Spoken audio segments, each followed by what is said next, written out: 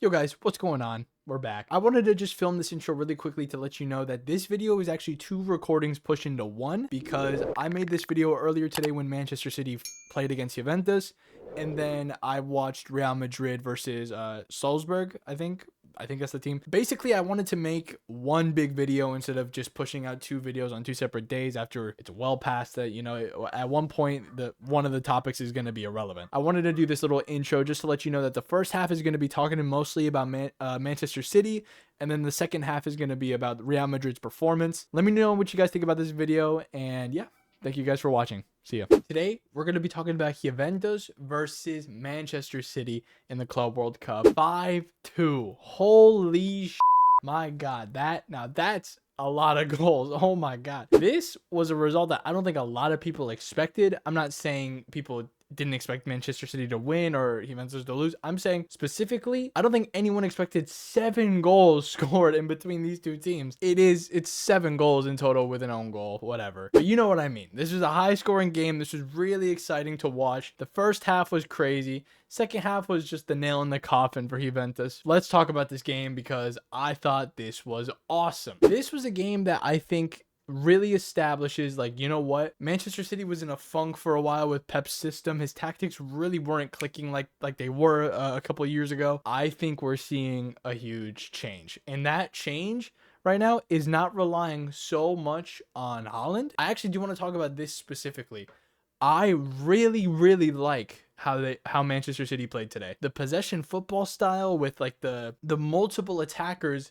Instead of just relying on one number 9, they had Savinho, Marmoush, and Doku, just kind of all 3 up front, just rotating around. And the main tactic was just passing around the box, and no one knew who to mark because there wasn't a set number 9 to mark. There wasn't one striker to look after. This was so effective. Them just rotating around, Doku on the left, Doku on the right. Doku's insane, okay? Doku is so underrated, but his dribbling was phenomenal. Doku with a great finish. We got to talk about Kalulu. He did not have a good game. He had a horrendous game. I will say, though, as an overall game, even though it was a domination of a scoreline, Juventus actually scored basically every time they had a chance. I mean, they had, I think, like 2 or 3 shots on target and 2 goals. So it wasn't like Juventus got destroyed in the sense of like they couldn't convert. It's just the possession style that Manchester City had this game. They were untouchable. They literally just, Juventus couldn't go on attack, which again, I think that's more out coaching, but I think that with time, Juventus could adapt to that style and we could see a closer game. If this is an example of what to expect from Manchester City, yo, this team is serious again. This team is scary again. That possession style made it just so hard to get the ball off of any of their players. It did not matter who. I thought it was amazing to see the goals just kept coming in from any angle. I mean, it was just a nightmare for Juventus's defenders. Another thing I do want to talk about, this was Rodri's first start since he tore his ACL and won the Ballon d'Or. He is very effective. I'm never going to sit here and say he wasn't. He won a Ballon d'Or. Obviously, he's effective. But I don't think he's as effective on the goals and assists, although he did have a really big part in the first goal with Doku. Something about Manchester City, man, they just click so much better whenever he's on the team. I don't know why. It's like some voodoo magic. I don't know. But the second that Rodri's back on the field, this team just clicks again, showing his significance and his importance to the starting 11.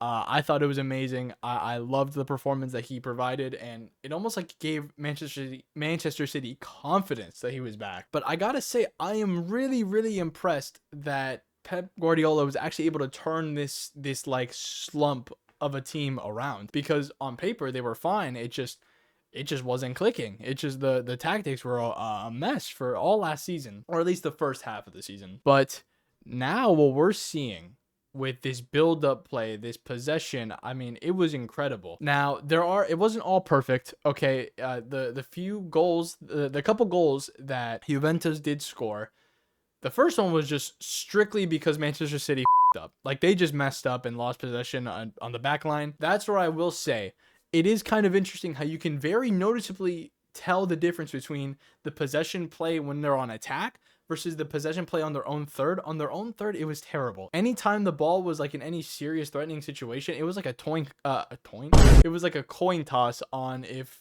it was gonna end up to converting into a goal. The first goal Juventus scored was because Ederson just put in a horrible pass. One of the City players slips up. That was happening a lot, by the way, and at least in the first few minutes, the players were just missing passes, falling over. I don't know if that's something to do with the turf or just, you know, they needed to get warmed up. It was weird. It was really, really weird to see. Ederson plays in an awful pass. Juventus just picks it up, scoops it up, and then immediately tied it like 2 minutes after Doku scored. It was crazy. And then after that, it was just all Manchester City. It's like an evolved version of like Pep's system of just passing it around the box over and over, but now it's more forward back, triangles everywhere. It's not even like all the goals were like absolutely spectacular. Again, there's an own goal in there. I think the good tactics lead to easy goals, as in Haaland got a tap in today. So did Phil Foden, but it was because the build-up play was so good. I'm not going to say the goals were amazing because they weren't. The fact that the tactics were so well adjusted that they lead to just those tap-in opportunities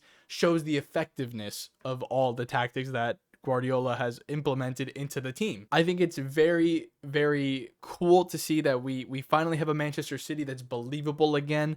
I feel like for the longest time, they really just did not have that aura that they had after they won everything in 2023. Overall, their build-up play and their possession was out of this world. It was amazing. I do want to see if this was like a one-time thing, or if Real Madrid goes against this Manchester City, this team that I saw today would beat Real Madrid. I really think so. And I know that might sound like a little overreactionary, and that's why I really want to see if this is a consistent thing or if this was a 5-star one-time performance, like a fluke kind of thing. If we see a consistent City with these tactics, Real Madrid against them, they're just not going to do well. They're not going to survive that possession style, because Real Madrid's like weakness all last season and up to this point still, even though they did sign that new Dean kid, is their defense. Their defense has been a huge weak point with injuries. I get it. I'm not blaming Real Madrid. It's just the truth that it's been a hole in their team, right? Like, if you're trying to attack Madrid, focus on outperforming the defense, which a lot of teams did, right? This Manchester City would run laps around that defense. That possession style, there's no way. Like, if Asensio is playing, he's going to get dusted, all right? There's no way. I don't see Real Madrid beating the team that we saw today. Again, I don't know if we're going to see this over and over again. I really hope so, because this was fun to watch. I think the main takeaways for Manchester City is they really have to work on their own thirds defense and like ball in their possession there, because they gave it up way too easily a couple times, and it was the only times that they were scoring, that Juventus scored goals. You can't have that problem where you can't play on your own side of the field. You can't have that. That's one thing they do really need to fix. Although I do want to praise how confident and how comfortable Manchester City looked on the attack. I haven't seen that in so long. And the fact that they can have such an effective attack without De Bruyne and Haaland, that's unbelievable. 2 years ago, that was unheard of, right? Very exciting stuff to see. I think this game was really just an entertaining watch. It was high scoring, a little confusing for Juventus, I'm sure,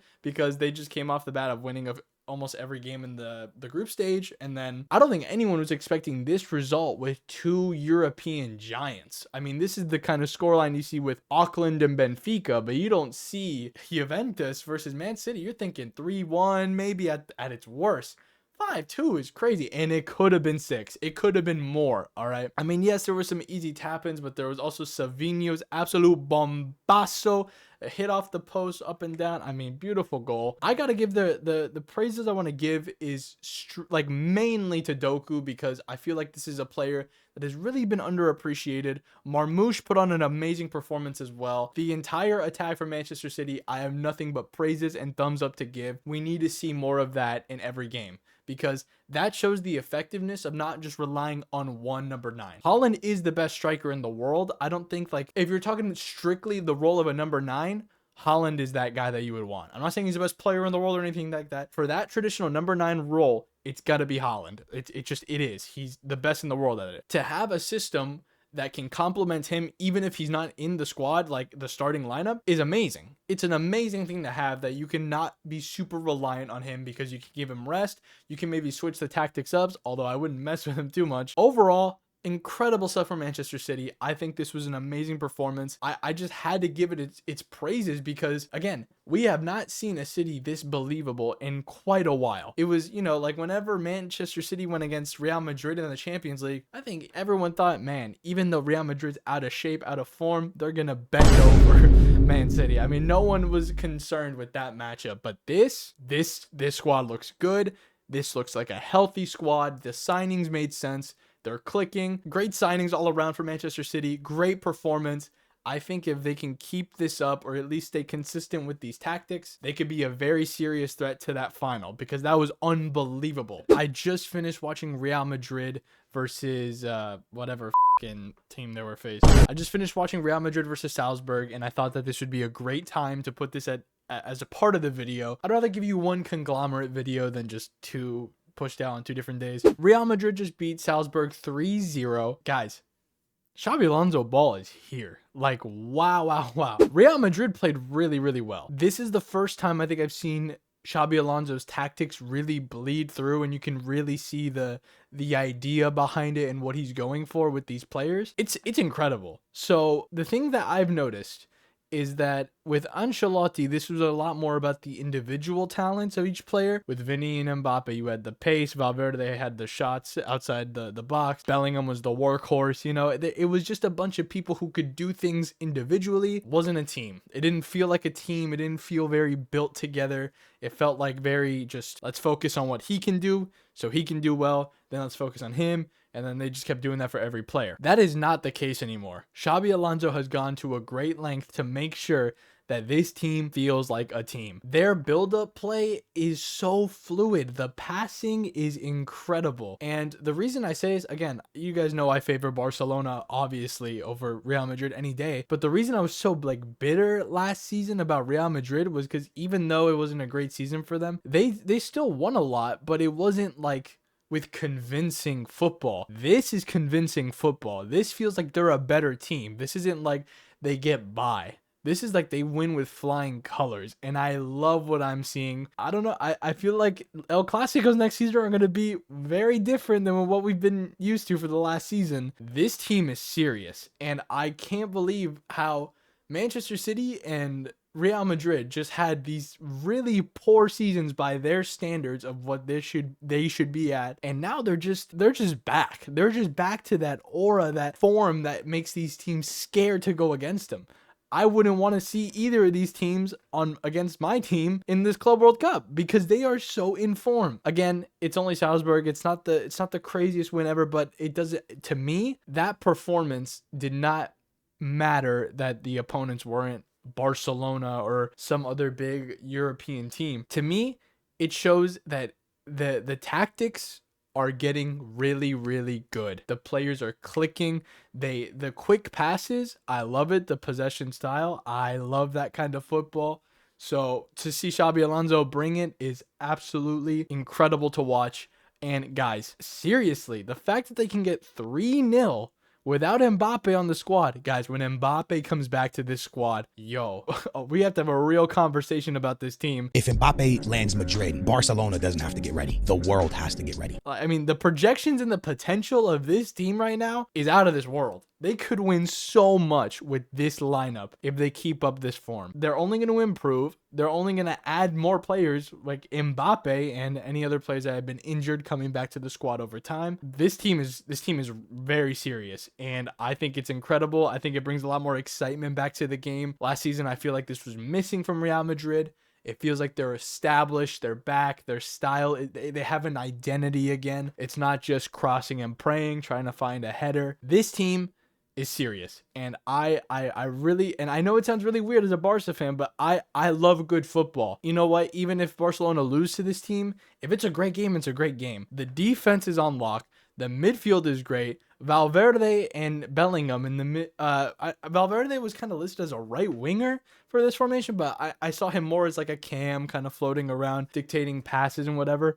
I think that works perfectly. Valverde there at the edge of the box making passes, or just those bombazo shots, right, that everyone flinches when he's shooting outside the box. I think it's a perfect role for Valverde. It works just right. The one thing I will say again, I think it's going to take time for Trent to kind of build his defensive side a little more, although I will say Salzburg really struggled to do anything offensively against this Real Madrid team. That I think will be different depending on like the European teams that they're going to face, right? Like if they go against Manchester City, I don't think that Trent is going to get away with how much, how forward he is all the time, right? Especially against Doku or Savinho or whoever is on that left side. Another thing I wanted to talk about, right? And I know a lot of people are probably going to hear that I support Barcelona and think I just hate Vinícius Jr. off rip. I don't hate him.